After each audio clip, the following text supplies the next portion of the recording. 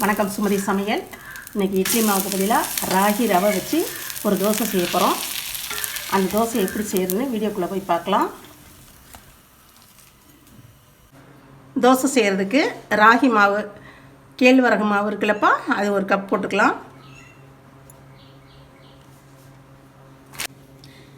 ரவை நம்ம உப்புமா செய்வோம்ல, வறுத்த ரவை வறுக்காத ரவை எதாக இருந்தாலும் பரவாயில்ல, ஒரு அரை கப்பு போட்டுக்கோங்க. அரிசி மாவு ஒரு அரை கப்பு போட்டுக்கோங்க. தண்ணி ஊற்றிக்கலாம். ஒரு 3 கப்பு தண்ணி ஊற்றிக்கலாம்ப்பா. ஊற்றி நல்லா கலந்து வச்சுக்கலாம்.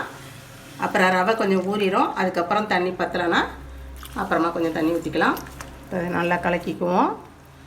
இந்த விஸ்கு வச்சு கலந்தோம்னா நல்லா கலக்கும். இல்லை கையில் கலக்கிறதுனாலும் கலந்துக்கோங்க. கட்டி இல்லாமல் நல்லா கலந்து வச்சுருவோம். நல்லா கலந்து வச்சாச்சு. இப்போ இந்த தோசை மாவுக்கு தேவையான உப்பு போட்டுக்கலாம். ஒரு அரை ஸ்பூன் உப்பு போடுறேன்.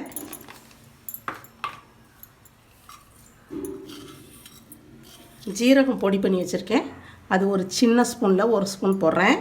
ஒரு 1/4 டீஸ்பூன் போட்டுக்கோங்கப்பா. பச்சை மிளகாய் 2 மிளகாய் கட் பண்ணி வச்சுருக்கேன். இஞ்சி கொஞ்சம் கட் பண்ணி வச்சுருக்கேன். கொத்தமல்லி தழை கொஞ்சம் கட் பண்ணி வச்சுருக்கேன். கருவேப்பிலை கொஞ்சம் கட் பண்ணி வச்சுருக்கேன். எல்லாம் ஒன்றா போட்டுக்கலாம்.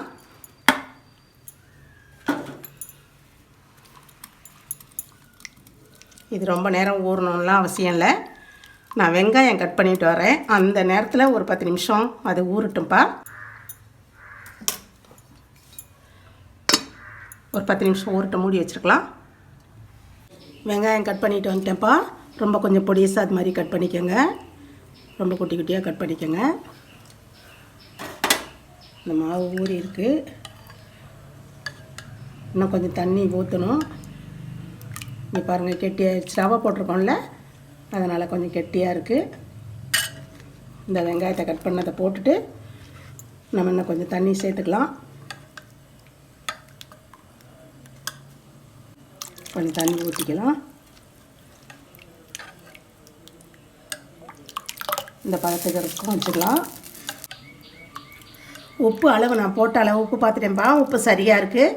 நீங்கள் மாவு கொஞ்சம் கூட கரைச்சினிங்கன்னா உப்பு கொஞ்சம் அதிகமாக போட்டுக்கோங்க. இப்போ தோசை ஊற்றிக்கலாம்.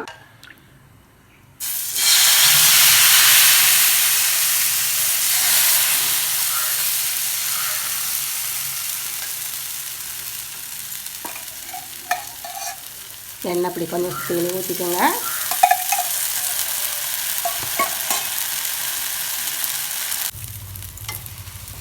தோசை வெந்துருச்சு. இப்போ இதை திருப்பி போட்டுக்கலாம்.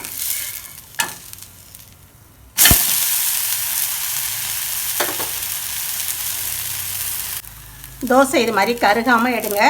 ஃபஸ்ட்டு ஃபுல்லாக ஹையில் வச்சுருங்க.